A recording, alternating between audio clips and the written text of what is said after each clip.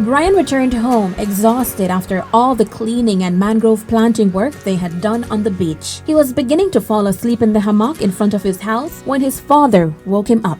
Brian, Brian, Brian, so will you come with me to the meeting with the fishermen? Brian felt exhausted. His legs and arms ached.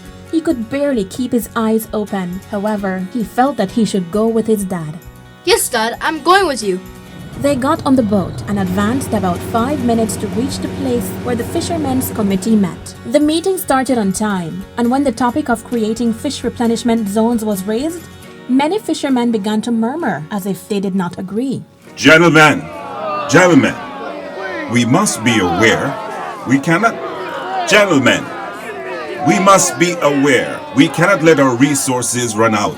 Look, climate change is bothering us. Are you going to tell me that you have not seen how the reef is turning white or how the water sometimes feels very hot? We cannot stop climate change, but by taking these types of measures where we take care of and improve nature, we will have the opportunity to adapt in order to continue fishing and make a living from it. There was silence in the place. Joe turned to see Brian, who was looking at him with pride.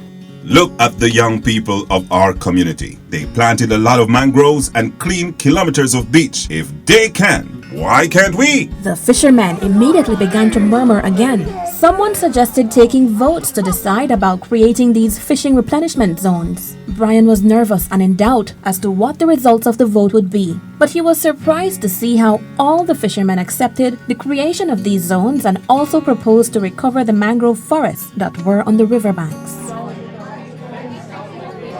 Coming out of the meeting, Joe was proud of the outcome and knew that Brian was just as happy. In a few days, they had managed to get the community to understand different actions that would help the residents to adapt to climate change and have a better quality of life.